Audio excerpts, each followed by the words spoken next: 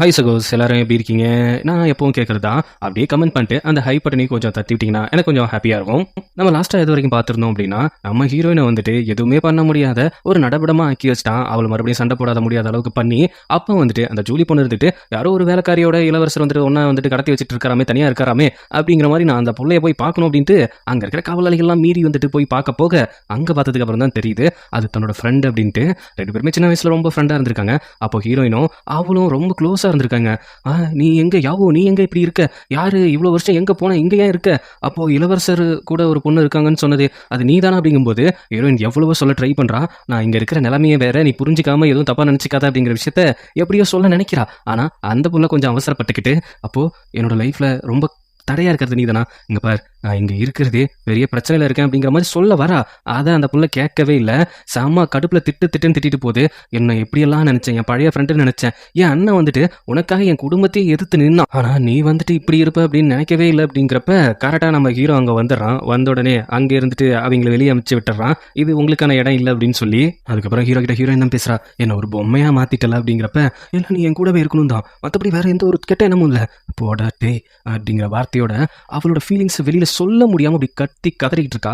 அதுக்கப்புறம் அவன் என்ன பிளான் பண்றான்னா, அவன் அஸ்டன் வந்துட்டு 2 மருந்து கொண்டு வந்து கொடுக்குறான். ஒன்று வந்துட்டு மறதி மருந்து, இன்னொரு வந்துட்டு ஒருத்தர் மேல தீராத காதல் கொள்ற மருந்து. இதை 2 பேருமே நீங்க எடுத்துக்கணும். அப்படி நீங்க எடுத்துக்கிட்டீங்கன்னா உங்களோட லைஃப் வந்துட்டு பாதியா குறையும். 40 வயசு வரைக்கும் தான் இருப்பீங்க, பரவாயில்ல அவ கூட நான் கொஞ்ச நாள் இருந்தா போதும், அவை எல்லாத்தையும் மறந்து என்ன வந்துட்டு அவனோட லவ்வரா ஏத்துக்கிட்டா மட்டும் போதும் அப்படின்னு சொல்லும்போது சைக்கோத்தனத்தோட உச்சத்துக்கே போயிடுறான். அதுக்கப்புறம் அங்க இருக்கிற மெய்டு கொண்டு சாப்பாடு கொடுத்துட்டு, இப்ப நீங்க சாப்பாடு சாப்பிடலன்னா என்னதான் வந்துட்டு ஹீரோ தண்டிப்பாங்க, என்னோட உயிரை காப்பாத்தாவது நீங்க சாப்பிடுங்க. அந்த பிள்ளைக்கு வேற வழி தெரியல. ஹீரோயின் அப்படியே கண் கலங்கிட்டே அந்த சாப்பாடு அப்படியே அழுதுகிட்டே சாப்பிட்றா. அவளுக்குள்ள இருக்கிற வலி எல்லாம் அவளோட கண்ணீர் மட்டும்தான் பதில் சொல்லும். அதை சாப்பிட்டதுக்கு அப்புறம் அவள் மயங்கி விழுந்துடுறா. இந்த விஷயத்த போயிட்டு அந்த பனிப்பெண்ணும் நம்ம ஹீரோ கிட்ட சொல்லிடுது, அவங்க ஃபுல்லா சாப்பிட்டாங்க அப்படின்ட்டு. அதுக்கப்புறம் அவள் கண் விழிச்சு பார்க்கும்போது, நீ என்னோட காதல் மனைவி, நான் உன்னோட காதலன், ஆமா நீங்க யார் அப்படிங்கிற மாதிரி தான் ஹீரோயின் கேட்கறா. அதுக்கப்புறம் ஒரு கதை கட்டி விடுறான், நீயும் நானும் பாலியல் நண்பர்கள், 2 பேருமே சின்ன வயசுல இருந்து ஒன்னா வளர்ந்தோம், இப்போ நான் வந்து பட்டத்து இளவரசன், நீ வந்துட்டு நான் கல்யாணம் பண்ணிக்க போற பொண்ணு, நம்ம 2 பேத்துக்கு நிச்சயம் ஆயிடுச்சு அப்படிங்கிற மாதிரி உருட்டுன்னு உருட்டிட்டு இருக்கான். அவளுக்கும் ஒரு கட்டத்துக்கு மேல எதுவுமே ஞாபகமும் இல்லை. அந்த மருந்து அவன் கலக்கிட்டான் போல. அப்படி கலக்கினதுக்கு அப்புறம் அவளும் இந்த மாதிரி நார்மலா ரியாக்ட் பண்ண ஆரம்பிக்கிறான். 2 பேருமே அப்படியே 2 பேருமே கொஞ்சம் சந்தோஷமா இருக்க ஆரம்பிக்கிறாங்க. அவங்களுக்குள்ள கல்யாணம் வேற நடக்க போகுது அப்படிங்கிற மாதிரி அங்க எல்லாம் ரெடி பண்ணிட்டு இருக்காங்க. ஆனா ஹீரோ ஒரு விஷயம் மட்டும் தெளிவாக ஒரு விஷயத்த பண்ணிடுறான், இந்த இடத்துக்குள்ள வேற யாரும் உள்ள வரக்கூடாது அப்படின்னு. அந்த நேரத்துல இளவரசி என்ன பண்றாங்கன்னா, அதாவது நம்ம ஹீரோயினோட ஃப்ரெண்டு அங்க என்ன நடக்குது அப்படின்னு பார்த்துட்டு வா அப்படிங்கிற மாதிரி ஒரு மெய்டு அனுப்பிச்சு வைக்கிறாங்க. அந்த மெய்டு உள்ள போகும்போதே அங்க இருக்கிற மெய்டெல்லாம் தடுக்கிறாங்க. அவருங்க வந்துட்டு இவங்க கல்யாண விஷயமா பேச வந்திருப்பாங்க, ஆனா உள்ள விடவே மாட்டாங்க. இந்த விஷயத்த நேரா தூக்கிட்டு போயிட்டு இளவரசி கிட்ட சொல்ல, அவங்க என்ன யோசிக்கிறாங்கன்னா, அப்போ உள்ள எதுவும் நடந்துகிட்டு இருக்கு, ஆமா அது மட்டும் இல்லாம உங்களை கல்யாணம் பண்ணிக்க விருப்பம் இல்லை அப்படிங்கிற மாதிரி சொல்லிட்டு அங்க இருக்கிறவங்க எல்லாமே இந்த கல்யாண ட்ரெஸ் அதுக்கப்புறம் அந்த டிசைன் எல்லாம் பண்ணிட்டு இருக்காங்க, நீங்க எப்படியாவது உள்ள போயிட்டு ஹீரோயினை பார்த்து பேசுங்க அப்படின்னு மெய்டு வேஷத்துல அவங்கள உள்ள அனுப்புறாங்க இளவரசிய. அவங்க மெய்டு மாதிரி வேஷம் போட்டு உள்ள போக அங்க ஹீரோயின் செம்ம ஹாப்பியா இருக்கா. இதை பார்த்துட்டு, என்னமோ அன்னைக்கு சொன்ன உன் விருப்பம் இல்லாம தான் எல்லாமே நடக்குது அப்படின்ட்டு. ஆமா நீ யாரு, நீ யாரா, என்ன நடிக்கிறியா, நான் நடிக்கலாம் இல்லையே, எனக்கு கொஞ்ச நாளா எல்லா விஷயமும் மறந்து போச்சு அப்படிங்கிற மாதிரி தான் ஹீரோ சொல்லியிருந்தான். இது மறந்து போச்சா, என்ன உளறிட்டு இருக்க, உனக்கு ரொம்ப கஷ்டப்படுத்திட்டு இருக்கான், அது படுத்திட்டு இருக்கான், இது படுத்திட்டு இருக்கான்னு சொன்னேன், இப்போ என்ன எல்லாம் மறந்து போச்சுங்கிற, உங்களுக்கு கல்யாணம் வேற ரெடி பண்ணிட்டு இருக்காங்க, கல்யாணம் யாரு என்ன, உன் குடும்பத்தை பழி வாங்கினவங்களை நீ மறந்துட்டியா அப்படிங்கிற விஷயத்த கொஞ்சம் கொஞ்சமா இவங்க ஞாபகப்படுத்த நம்ம ஹீரோயினுக்கும் ஒவ்வொன்றா ஞாபகம் வருது. அவளுக்கும் அப்படியே கொஞ்சம் கொஞ்சமா அப்படியே ஞாபகம் வர அப்படியே கத்தி கதற ஆரம்பிச்சிடறா. ஹீரோயின் வந்துட்டு இதெல்லாம் யோசிச்சு அவள் கொஞ்சம் இங்கே ஒரு மாதிரி இருந்துட்டு இருக்கிற நேரத்தில் அது ஹீரோவுக்கும் அப்படியே ரிஃப்ளெக்ட் ஆகுது. ஏன்னா 2 பேருமே ஒரு மருந்து சாப்பிட்ருக்காங்கல்ல, இவங்களுக்கு என்ன ஆகுதோ அது மாதிரி அவங்களுக்கு ரிஃப்ளெக்ட் ஆகும். அதனால இப்படி ஒரு விஷயத்த அவங்க தெரிஞ்சுக்கிட்ட உடனே ஏதோ உங்க பிரச்சனை அப்படிங்கிற விஷயத்த தெரிஞ்சுக்கிட்டான். ஹீரோயின் போனால் அங்கே மயக்கம் போட்ட நிலமையில இருக்கா. மயக்கம் போட்ட நிலமையில இருந்த உடனே எழுப்பி அப்படியே நார்மலாக இருக்கிற மாதிரி தான் இருக்கா. அவளுக்கு வந்துட்டு எல்லா உண்மையும் தெரிஞ்சிருச்சு. இப்போ நார்மலாக அப்படியே ரியாக்ட் பண்ணிட்டு, இல்லை அவங்க வந்தாங்க எதோ சொன்னாங்க, அதெல்லாம் ஒன்றும் இல்லை, அவங்க ஒரு பொறாமையில் சொல்லிட்டு போகிறாங்க, மற்றபடிலாம் எதுவும் பிரச்சனை இல்லை, நீ ரெஸ்ட் எடு அப்படிங்கிற மாதிரி சொல்லிட்டு ஹீரோ அங்கேருந்து கிளம்பி நேரா வந்துட்டு அந்த ஜூலி இளவரசி தான் பார்க்க போறான். அங்க போயிட்டு கத்துன்னு கத்துறான், எதுக்காக இப்படி பண்ண, நான் உன்ன காதலிச்சேன், நீ அவளை மறக்கடிச்சு அவன் நினைவுகள் எல்லாத்தையும் அழிச்சிட்டு அவன் மனசுல நீ காதலன்கிற மாதிரி நீ உள்ள பூந்திருக்கியா, கண்டிப்பா எல்லாம் ஒரு நாள் வெளியில வரும், கண்டிப்பா அப்படி வந்தாலும் நான் அவளை விட்டு கொடுக்கவும் மாட்டேன், உன்னை நான் கல்யாணம் பண்ணிக்கவும் மாட்டேன் அப்படிங்கிற மாதிரி அவளை கீழே தள்ளிட்டு போயிடுறான். கீழே தள்ளிட்டு போனது மட்டும் இல்லாம அவ ஃபீல் பண்ணி அழுவுறா. நீ போனாலும் சரி அவ உன் கூட இருக்க மாட்டா, ஏன்னா அவ சுதந்திரத்தை மட்டும் விரும்புற ஒருத்தி அப்படிங்கிற மாதிரி இந்த புள்ள இங்க ஃபீல் பண்ணிட்டு இருக்க. அங்க பார்த்தா ஹீரோயினை காணோம். எங்கேயோ எஸ்கேப் ஆயிட்டா. அதுக்கப்புறம் வளைச்சு வளைச்சு தேடுறாய்ங்க ஹீரோவும் இங்க எஸ்டேட்டும். எங்க போயிருக்கான்? தன்னோட ஃபேமிலி அழிஞ்ச இடத்துக்கு தான் போயிருக்கான். அப்படியே நின்னு ஃபீல் பண்ணிட்டு இருக்கிறப்ப, அங்க ஹீரோ வரான். "எப்படிப்பட்ட ஜென்மம்டா நீயி? இந்த அளவுக்கு என்ன மறக்கடிச்சு, உன்னை காதலிக்க வச்சு, கல்யாணம் வரைக்கும் கூட்டு போயிட்டு, என் குடும்பத்தை எல்லாத்தையுமே கொன்னுட்டு, உன்னோட சுயநலத்துக்காக இவ்வளோ விஷயத்தையும் பண்ணிட்டு, நான் வேணும் அப்படிங்கிற மாரி என்னென்ன நாடகம் போட்டு, என்னென்ன மாரி என்னை கஷ்டப்படுத்தி, ஒரு நடைபெணமா என்னை மாத்தி வச்சு, இவ்வளோ விஷயத்தையும் நீ பண்றியே, இதெல்லாம் எதுக்காக?" அப்படின்னு கேட்குறப்ப பையன் லவ் அப்படிங்கிற மாதிரி சொல்கிறான். அந்த வார்த்தையை மட்டும் நீ சொல்லாதடா அப்படின்னு ஹேர் பின் எடுத்து நெஞ்சிலேயே சொருகிறா. நெஞ்சிலேயே சொருகும் போதும் இங்கேயே நீ செத்து போகணும் அப்படிங்கிற மாதிரி சொல்லும்போது அது ஹீரோயினுக்கும் அஃபெக்ட் ஆகுது. நான் சாகிறத பற்றி கவலைப்படலை, ஆனால் சாவில் கூட உன்னை கூட கூட்டிகிட்டு தான் போவேன் அப்படிங்கிற மாதிரி பயங்கர சைக்கோத்தனமாக பேசிகிட்டு இருக்கான். அதுக்கப்புறம் பார்த்தா மருத்துவர்கிட்ட கூட்டு போயிட்டு ஹீரோக்கு ட்ரீட்மெண்ட் மேலே ட்ரீட்மெண்ட் பார்க்குறாங்க. அது ஹீரோயினுக்கும் அஃபெக்ட் ஆகுது. அவளும் ஒரு மாதிரி மயக்கம் போட்ட மாதிரி கிடக்குறா. இங்கே வந்து மருத்துவர் என்ன சொல்கிறாங்கன்னா, ஜஸ்ட் மிஸ்ல ஹீரோ தப்பிச்சிருக்கான், கொஞ்சம் தள்ளி குத்துனதால இதயத்தில் எந்த ஒரு ஓட்டையும் படலை, பட்டிருந்தா இவர் வந்துட்டு காலியாக இருப்பாரு, இப்போ கொஞ்சம் நார்மலாக இருக்காரு அப்படிங்கிற விஷயத்த சொன்ன உடனே ஹீரோவுக்காக ரொம்ப சந்தோஷம். ஆனால் அவங்க 2 பேரும் அந்த மருந்து எடுத்திருக்காங்கல்ல, அந்த மருந்து வந்துட்டு இவங்களை அஃபெக்ட் பண்ணியே தீரும். இவரை ரொம்ப ரொம்ப அஃபெக்ட் பண்ணும். இவரோட ஆன்மா சக்தியை பாதி குறைக்கும். ஆனால் இந்த கேர் பின்னால் குத்துனதுல எந்த ஒரு பிரச்சனையும் இல்லை அப்படிங்கிற விஷயத்த சொல்ல ஹீரோவுக்கா புச்சிக்கிட்டின்னு ஒரு பலம் வந்துடுது. அதுக்கப்புறம் நம்ம ஜென்ரல் வந்துட்டு மறுபடியும் ரிட்டர்ன் வந்துட்டு இங்கே வந்துடுறாங்க. அப்படி வரும்பொழுது ஒரு சில விஷயங்கள்லாம் காதுபட அவருக்கு தெரிய வருது. நேராக போயிட்டு நம்ம ராணியை போய் பார்க்க போக அந்த அம்மா நல்லா ட்ரிகர் பண்ணி விடுது நம்ம ஜென்ரலை. என்னன்னா, என்னதான் இப்போ இருக்கிற இளவரசர் வந்துட்டு என் வயிற்றுல பிறக்காத பையன் தான், ஆனால் அவன் மேலே அக்கறை இருக்குது, ஆனால் அவன் பண்ணுற விஷயங்கள்லாம் ஒரு மாதிரி இருக்குது. என்ன பண்ணுறாங்க? இல்லை, இந்த மாதிரி ஒரு பொண்ணை விருப்பம் இல்லாமல் அதுவும் ஒவ்வொரு நாள் கஷ்டப்படுத்திக்கிட்டு தான் வாழ்க்கையில் என்ன சொல்கிறீங்க? ஆமாம், அது உனக்கு தெரியாதா? நான் கூட அது உன்னோட பாலியல் சிநேகிதின்னு நினச்சேன் அப்படின்னு சொல்லும்போதே அவனுக்கு செம்ம கடுப்பாயிடுது. அது மட்டும் இல்லாமல் அவள் தங்கச்சி கல்யாணம் பண்ணிக்க முடியாது அப்படிங்கிற விஷயத்த சொல்லிட்டான் அப்படிங்கிற விஷயத்தையும் அங்கே சொன்ன உடனே அவனுக்கு செம்ம கடுப்பாயிடுது. நேராக அவன் தங்கச்சி தான் போய் மீட் பண்ண போகிறான். எதுக்காக இப்படி ஹீரோ ஒரு முடிவு எடுத்தான் அப்படிங்கிற மாதிரி கேட்கும் பொழுது அவள் தெளிவாக சொல்லிடுறா. அவன் வந்துட்டு நம்ம யாவோவை தான் அங்கே அடைச்சி வச்சிருக்கான். அடைச்சி வச்சிருக்கிறது மட்டும் இல்லாமல் அவளுக்கு எதுவுமே நினப்பும் இல்லை, நம்மளை கூட நினப்பு இல்லை. அதுக்கப்புறம் நான் தான் போய் சொல்லிட்டு வந்தேன், அங்கே ஏதோ தப்பாக இருக்குது அப்படிங்கிற விஷயத்த சொல்ல இவன் என்ன முடிவு பண்ணுறான் அப்படின்னா, ஹீரோயினை காப்பாற்றுறதுக்காக முடிவு பண்ணுறான். ஹீரோவை எதுக்க தனியாக ஒரு படையை கூட்டு போயிட்டு ஹீரோனை எப்படியாவது காப்பாற்றிடணும் அப்படிங்கிற மாதிரி சீக்ரெட் மிஷன் ஒன்று ரெடி பண்ணுறான். இந்த விஷயம் ஹீரோட அசிஸ்டன்ட்டுக்கு தெரிய போக அவன் நேராக ஹீரோ கிட்ட போய் சொல்லிடுறான், இந்த மாதிரி கிளர்ச்சி படம் ஒன்று வருதான், அதுக்கு நம்ம ஜென்ரல் பயபோல தான் தலைமையேற்று வராங்களா அப்படின்னு சொல்லும்போது, அப்படியா, அப்போ தாராளமாக வரட்டும், இது எனக்கு கிடைச்ச ஒரு சந்தர்ப்பம் அப்படின்னு சொல்லிட்டு ஹீரோயினை அந்த இடத்த விட்டு மாற்றுங்க அப்படிங்கிற விஷயத்தையும் சொல்லிடுறாங்க. அப்போ ஹீரோயினுக்கு ஒரு டவுட் வருது, எதுக்காக திடீர்னு இப்படி மாற்றிட்டு இருக்கீங்க? இல்லை, இந்த நைட்டு ஏதோ ஒரு கிளர்ச்சி படம் வருதான், அந்த கிளர்ச்சி படையை அட்டாக் பண்ண வாய்ப்பு இருக்குது, அதனால இங்கேருந்து நம்மளை மாற்ற சொல்லியிருக்காங்க இடத்த அப்படின்னு சொல்லும்போது ஹீரோயினுக்கு ஒரே டவுட் ஆகுது, எந்த கிளர்ச்சி படம் வருது, யார் வரா அப்படிங்கிற மாதிரி. அதுக்கேற்ற மாதிரியே நம்ம ஜென்ரலும் நைட்டோட நைட்டா ஹீரோவை அட்டாக் பண்ண வராங்க. வரும்போதே ஹீரோயின் பார்த்துடுறா, ஓஹோ, இது நம்ம ஜென்ரல் தான், நமக்காக தான், நம்மளை காப்பாற்ற தானே வரானா அப்படின்னு அங்கிருந்து அவள் தப்பிச்சு ஓடி வரா, இங்கே என்ன நடக்குது அப்படிங்கிற மாதிரி பார்க்கறதுக்காக. அப்போ வந்துட்டு ஹீரோ கரெக்டாக லாக் பண்ணிடுறான். வாங்க ஜென்ரல், உங்களுக்காக தான் நான் எதிர்பார்த்து வெயிட் பண்ணிக்கிட்டு இருந்தேன், எனக்கு எதிராக நீங்கள் சதித்திட்டம் பண்ணதால உங்களை இங்கே கொல்லான்னு இருக்கேன். இங்கே பாருங்க, நான் வந்தது வந்துட்டு அவளை காப்பாற்ற மட்டும்தான். அவளை காப்பாற்றணுங்கிறியே, அவளுக்கும் உனக்கு என்ன சம்மந்தம்? என்ன இருந்தாலும் அவள் என்னோட காதலி.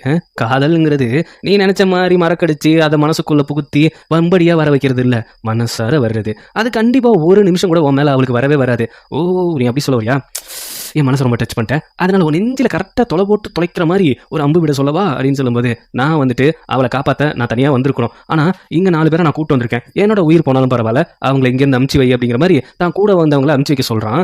ஆனால் அவங்க இருந்துட்டு போவே மாட்டேன் அப்படிங்கிற மாதிரி அடம் பிடிக்க, என்னோட பர்சனல் விஷயத்துக்காக உங்கள் உயிரை இழக்க நான் விரும்பல, அதனால நீங்கள் இங்கேருந்து போயிடுங்க அப்படிங்கிற மாதிரி ஜென்ரல் சொல்ல அவங்களே அமுச்சு வச்சிடறாங்க. சரிப்பா, நீ இவ்வளோ ட்ரூவாக சொல்கிற, அவளை லவ் பண்ணுன்னு வேற சொல்கிற, நீ என் கண்ணு முன்னாடி இருந்த டெய்லியும் உறுத்திக்கிட்டே இருப்ப, அதனால அப்படின்னு அம்பை விட்டு கொல்ல போகிற நேரத்தில் அங்கே அந்த ஹீரோயின் ஓடி வந்துட்டு, வேணாம் வேணாம், அப்படி எதுவும் பண்ணிடாத அப்படின்ட்டு காலில் விழுந்து கதற ஆரம்பிக்கிறா. நீ இரு, நீ அவனுக்காக அழுறியா? என் மூஞ்ச பார்த்து இன்னொரு டைம் அழு அப்படிங்கிற மாதிரி ஹீரோ சைக்கோத்தனமா பண்ணிட்டு இருக்கான். அவளும் இல்ல, அவனை விட்டு, அவன் ஏதோ என் மேல இருக்கிற பாசத்தால் அப்படி பண்ணிட்டான், தயவு செய்து அப்படி பண்ண. பாசமா? அப்ப நான் உன் மேல வச்சதெல்லாம் இங்க பாரு, சொன்னா கீழே, அவனை விட்டு. ஓ, இப்ப என்ன, அவனை விட்டுணும் அவ்வளோதானே? விட்டுறேன். அவனை பிடிக்குமா, என்ன பிடிக்குமா? எனக்கு உன்னை தான் பிடிக்கும், அவனை விட்டுரு. அப்புறம் எதுக்கு இந்த கண்ணீர் வருது? அப்போ உண்மையான போசம் அவன் மேலே தான் இருக்கோ, அப்போ அவன் நெஞ்ச பார்த்து 2 அம்பை விடுங்கடா அப்படிங்கிற மாதிரி சொல்லும்போது ஜென்ரல் நெஞ்சிலேயே அம்பை இறக்குறாங்க. அம்பை இறக்குனதுக்கு அப்புறம் கத்தி கதறிக்கிட்டு அப்படியே ஹீரோயின் ஓடி போயிட்டு, என்னை மன்னிச்சிடுறா, எனக்காக தான் இவ்வளோ தூரம் அப்படின்னு சொல்லும்போது, எங்க பார், நான் தான் கொஞ்சம் தப்பு பண்ணிட்டேன்னு நினைக்கிறேன், கொஞ்சம் சீக்கிரமாகவே வந்திருக்கணுமோ, கையால் இல்லாத தரமாக ஆகிட்டேன். என்னதான் ஜென்ரலாக இருந்தாலும் எனக்கு என்ன பண்ணுறதுனே தெரியல தெரியுமா. உன்னை இந்த நேரத்தில் நான் விட்டுட்டு காப்பாற்றாம போகிறத நினச்சி எனக்கு ரொம்ப கஷ்டமாக இருக்குது தெரியுமா. டே நீ அப்படிலாம் சொல்லாதடா, எனக்காக நீ இவ்வளோ பண்ணுது. உனக்கு ஒரு ஞாபகம் இருக்குதா, சின்ன வயசுலேருந்து உன்னை தவிர நான் வேறு எவ்வளோ நினச்சதில்ல. இப்போ உன்னை தவிர வேறு எதையும் யோசிக்காமலே நான் உன்னை விட்டு உன்னை காப்பாற்றாம போகிறேன்னு நினைக்கும்போது அவள் அப்படியே கத்தி கதறி அழ ஆரம்பிக்கிறான். அப்படியே அவன் அப்படியே மடிஞ்சு அங்கே விழுறான். ஹீரோ வந்துட்டு என்ன பண்ணுறான்னா, நீ அவனுக்காக அழுறியா, நீ அவனுக்காக அழுறியா, என்னை விட அவன் உனக்கு என்ன ரொம்ப முக்கியமா? அப்போ என் மேலே இருக்கிற பாசத்தோட அவன் மேலே பாசம் அதிகமா? ஆமாம் ஆமாம் ஆமாண்டா, உன் மேலே இருக்கிறத விட அவன் மேலே இருக்கிற பாசம் அதிகம் தான். அப்போ நீ என்ன ஏமாத்துற? இதுக்கு பேர் ஏமாத்துறது கிடையாது. உண்மையான லவ்னா என்னன்னு உனக்கு புரியாதுல. அப்போ என்ன உனக்கு பிடிக்காதா? உன்னை மாதிரி ஒரு மிருகத்தை பிடிக்கிறத விட எனக்காக எவ்வளோ சாக்ரிஃபைஸ் பண்ணியிருக்கானே, இவனை மேலே தான் நான் உண்மையான பாசம் வச்சிருக்கேன் அப்படின்னு சொல்லும்போது ஹீரோக்கா செம்ம கட்டுப்பாயிடுது. அப்படியே அங்கேருந்து தூக்கிட்டு போகிறான். அவள் கத்தி கதறா. அவனை நினச்சி ஜென்ரலை நினச்சி என்ன பண்ண முடியும் அவளால்? தூக்கிட்டு போனவன் சும்மா இருக்கணும்ல. அவளை கஷ்டப்படுத்தினதுக்கு அப்புறமும் அவன் அப்யூஸ் பண்ணுறான் நம்ம ஹீரோயினை.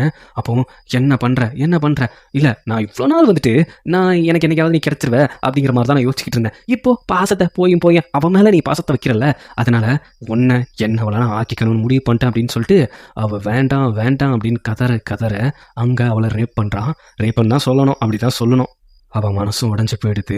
அதுக்கப்புறம் நான் உன்னை ரொம்ப நல்லா பார்த்துக்கிறேன்ல அப்படின்ட்டு அப்படியே அவள் உடஞ்சி போய் தன்னோட அதை எப்படி எக்ஸ்பிளைன் பண்ணுறதுன்னு தெரில, தன்னோட மனசையும் இழந்துட்டு தனக்கு உண்டான கற்பனையும் இழந்துட்டு கண்ணீர் கூட வெளியில் வராத ஒரு நிலமையில ஹீரோயின் அப்படி பெட்டில் இருக்கும்போது அவன் என்ன கேட்குறான்னு தெரியுங்களா? நான் உன்னை ரொம்ப கொடுமைப்படுத்திட்டேனா, இனிமேல் அப்படி பண்ண மாட்டேன், இனிமேல் நம்ம 2 பேர்த்துக்கும் சுமூகமாக இருக்கும் லைஃபு, ஏன்னா நீ புரிஞ்சுப்ப, நான் அப்படியே உன்னை பார்த்துப்பேன், நல்லா பார்த்துப்பேன் அப்படிங்கிற மாதிரி சொல்லும்போது அவளால் அங்கேருந்து மூவ் பண்ண கூட முடியல. ஆனால் அதை அவன் ஃபீல் பண்ணவே இல்லைங்க. அவனோட ஈகோனஸ் எப்படி போயிருக்குன்னா, அவளுக்கு என்ன ஆனாலும் பரவாயில்ல, அவன் என்னை விட்டு போகக்கூடாது அப்படிங்கிற ஒரு விஷயம் மட்டும்தான். அதுக்கப்புறம் அங்கே இருக்கிற மெய்டெல்லாம் வந்து ஹீரோயினை பார்த்துட்டு என்ன ஆகுதோ, அந்த மெய்டு பிள்ளைங்களே பதறாளுங்க.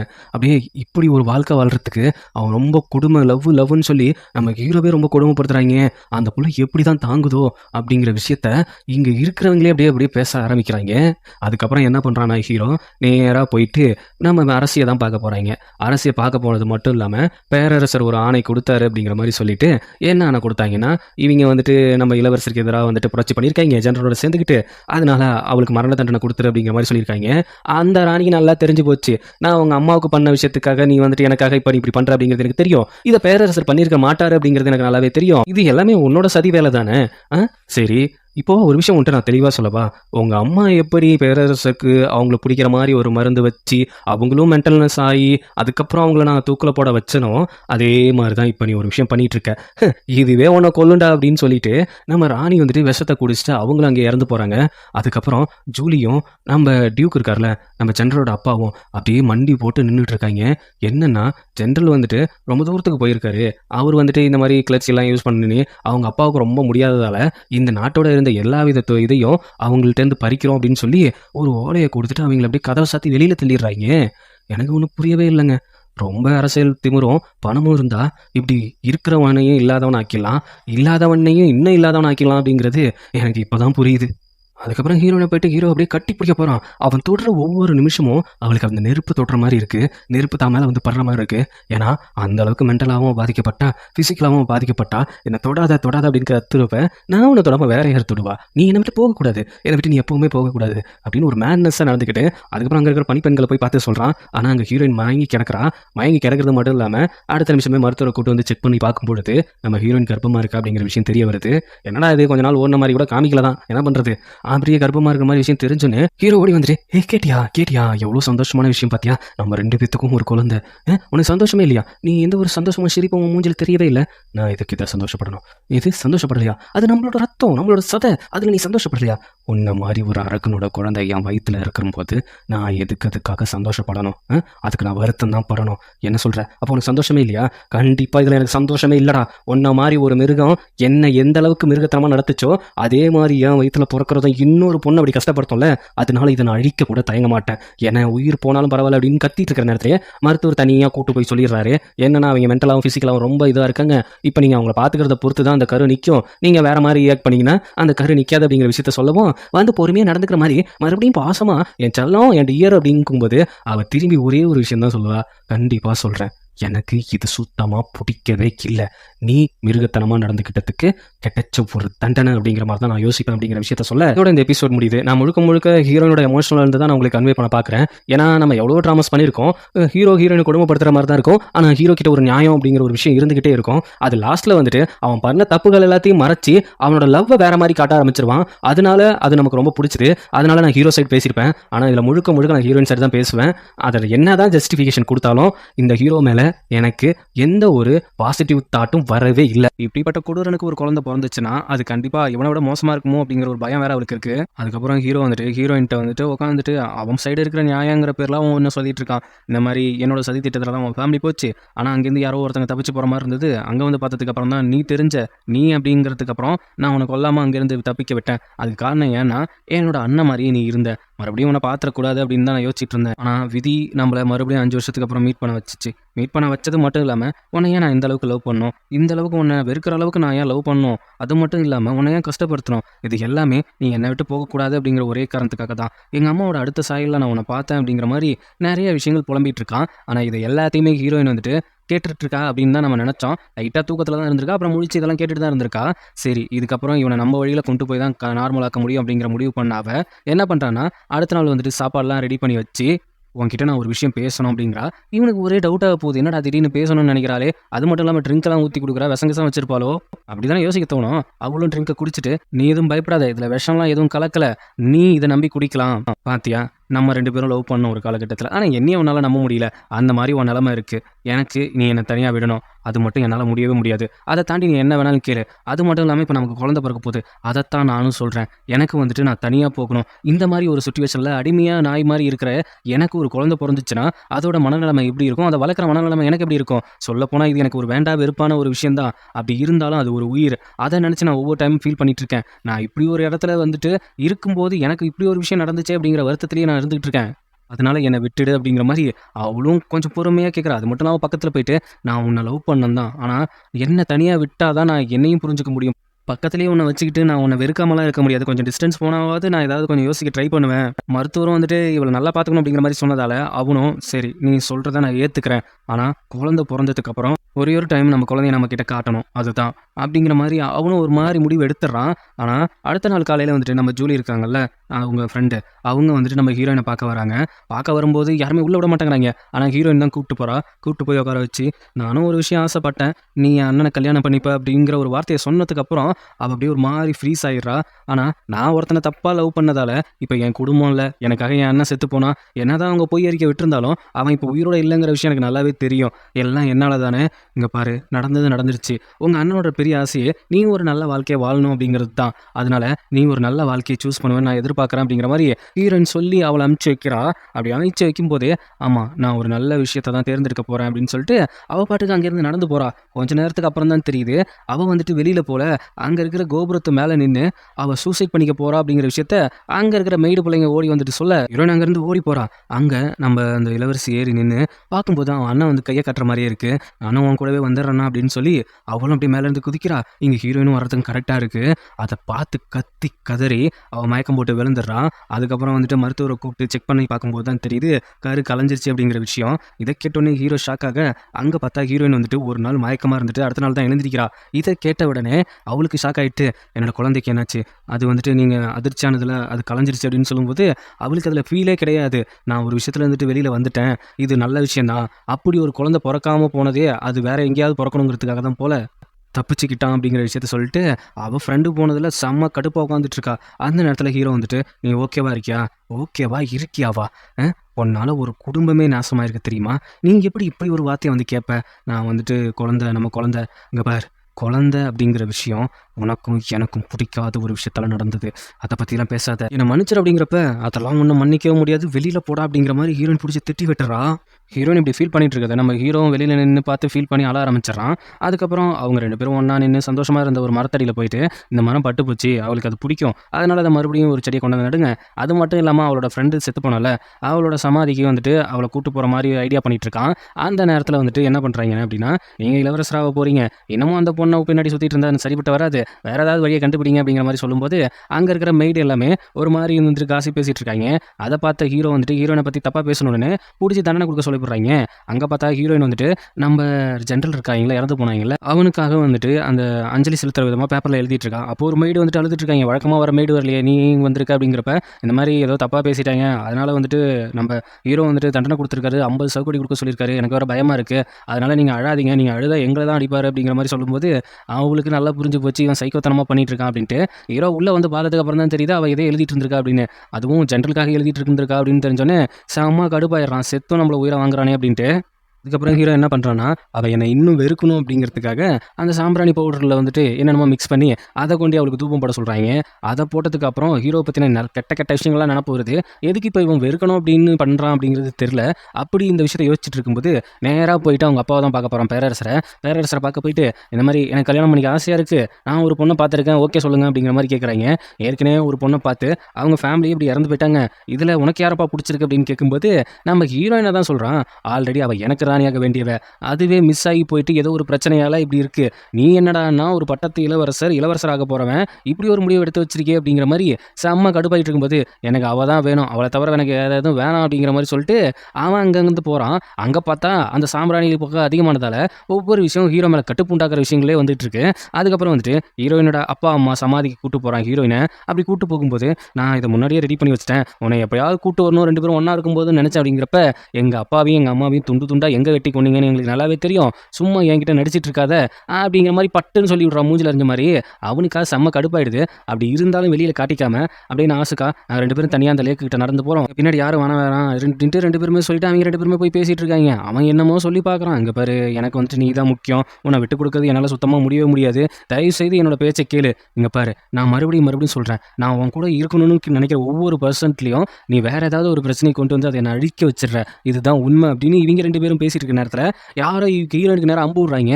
அதை தடுத்து ஹீரோ வந்துட்டு தட்டி விட, ஒவ்வொருத்தங்களும் 2 பக்கமும் வந்துட்டு மாற்றி மாற்றி அம்பு விடுறாங்க. அதை ஒரு கட்டத்துக்கு மேலே தடுத்து 2 அம்மா வந்துட்டு ஹீரோனை காப்பாற்றி அவனே வாங்குறான்.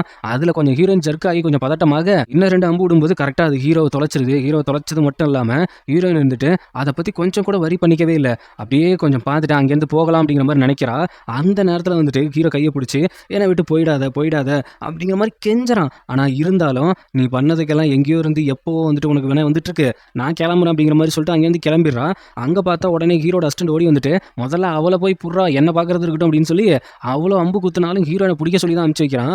அங்கே பார்த்தா அதுக்கப்புறம் ஹீரோயின் வந்துட்டு நார்மலாக தான் கண் முடிக்கிறான். மருத்துவங்கள்லாம் பார்த்து ஓரளவுக்கு சரி பண்ணிட்டாங்க போல.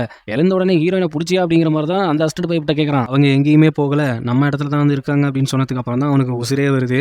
அதுக்கப்புறம் நேராக பேரண்ட்ஸ்கிட்ட போயிட்டு மறுபடியும் வந்துட்டு எனக்கு கல்யாணம் பண்ணி வைங்க அப்படின்னு கேட்க, அந்த ஆள் தண்டனை கொடுத்து வெளியே அனுப்பிச்சிடுறாங்க. வெளியில் போயிட்டு பணியில் முட்டி போடு அப்படிங்கிற மாதிரி சொன்னோன்னே ஹீரோயினை போயிட்டு நம்ம ஹீரோட அசிஸ்டன்ட் பைப்பில் தான் பார்க்குறான். இந்த மாதிரி அவர் வந்துட்டு தண்டனை கொடுத்ததால வெளியில் நின்றுருக்காரு, நீங்கள் வந்து சொன்னால் தான் பேரரசர் கேட்பாரு, அவருக்கு ஏதாவது ஆகிவிடுமோன்னு எனக்கு ரொம்ப பயமாக இருக்குது அப்படிங்கிற மாதிரி பர்ஃபார்ம் பண்ண ஹீரோயினும் மனசு இறங்கி அங்கே வரா. வந்த உடனே அவங்க பேரரசர் ஒரு ஆணையை கொடுத்துட்றாங்க. என்ன ஆணைனா, இவங்க 2 பேத்துக்கும் கல்யாணம் பண்ணலாம் அப்படிங்கிற விஷயத்துக்காக ஓலையை கொடுத்து அமைச்சிருக்காரு. அதுவும் ஒரு நல்ல நாள் பார்த்து பண்ணிடலாம் அப்படிங்கிற விஷயத்த சொல்ல ஹீரோக்காக ரொம்ப ஹாப்பி. ஹீரோயினும் மண்டி போட்டு வேற வழியே கிடையாது, அப்படியே ஒரு மாதிரி சோகமாகவே இருக்கும்போது ஹீரோ பைபிள் அந்த ஓலையை கையில் வாங்கிட்டு, நான் ரொம்ப நாள் ஆசைப்பட்டது இதுக்குதாமா அப்படிங்கிறாங்க. அவளுக்கா நீலாம் என்ன ஜென்மண்டா அப்படிங்கிற மாதிரி தான் பார்த்துட்டு இருக்கா. கொஞ்சம் நாட்கள் போகுது. அரண்மனையில் எல்லாமே கல்யாணம் ஏற்பாடு பண்ணிட்டு இருக்காங்க. எல்லாம் கல்யாணம்லாம் முடிஞ்சு ஹீரோ வந்துட்டு ஃபர்ஸ்ட் நைட்டுக்கு கிளம்புறான். ஃபர்ஸ்ட் நைட் கிளம்பும்போது அப்படியே அவனுக்கு நெஞ்சு ஒரு மாதிரி வலிக்கிற மாதிரி இருக்குது. உடனே அங்கே உள்ளே போனால் ஹீரோயின் வந்துட்டு முக்காடு போட்டு உட்கார வச்சுருக்காங்க. அப்படியே சம்பிரதாயமாக அதை ஓப்பன் பண்ணிட்டு அவளோட ஃபேஸை பார்த்துட்டு, இதுக்காக நான் எவ்வளோ வருஷம் காத்திருந்தேன் தெரியுமா அப்படின்னு சொல்லி அப்படியே 2 பேரும் அப்படியே கிஸ் பண்ண போகிறாங்க. கிஸ் பண்ணிகிட்டு இருக்கும்போதே கொஞ்ச நேரத்துக்கு அப்புறம், என்ன நீ நினச்சது நடந்துருச்சா, ஆசைப்பட்டது எல்லாம் நடந்துருச்சா அப்படிங்கிற விஷயத்த சொல்கிறான். என்னது நினச்சது ஆசைப்பட்டதா அப்படிங்கும்போது ரத்தம் வாங்கி எடுக்க ஆரம்பிச்சிடறான். பயபுள்ள லிப்பில் விஷத்தை ஆல்ரெடி வச்சிருந்துருக்குது நம்ம ஹீரோயின். எப்படி இது உனக்கு முன்னாடி தெரியும், நீ மறந்துட்டியா, நம்ம 2 பேருமே ஒரு மருந்தால் இணைக்கப்பட்டிருக்கோம் அப்படிங்கிறது உனக்கு நல்லாவே தெரியும்ல, உனக்கு ஏதாவது ஹர்ட்டிங் ஆனாலும் எனக்கு தெரியும், அதனால தான் நான் கண்டுபிடிச்சேன், உனக்கு வந்துட்டு என்கிட்ட இருந்துட்டு விடுதலை தான் வேணும், அதுவும் நான் இல்லாமல் இருந்தால் அது உனக்கு விடுதலையாக இருக்கும், எனக்கு பழைய நினப்பு தான் வந்துட்டுருக்கு, உன்னை லவ் பண்ணது என்ன, நீ லவ் பண்ண விஷயங்கள் அது மட்டும்தான், அப்போ நீ தெரிஞ்சதான் எனக்கு நீ கிஸ் பண்ணியா, ஆமாம் நான் இப்படியும் நான் கொஞ்சம் நேரத்தில் சாக போகிறேன், எனக்கு என்னோட லவ்வராக ஒரே ஒரு கிஸ் குடிப்பியா மாறிட்டியா அப்படின்னு சொல்லும்போது அவளும் வேற வழி இல்லாமல், ஏன்னா அவளும் லவ் பண்ணியிருக்கா, இவன் இப்படி மாறுவா அப்படின்ட்டு அவன் எதிர்பார்க்கவே இல்லை.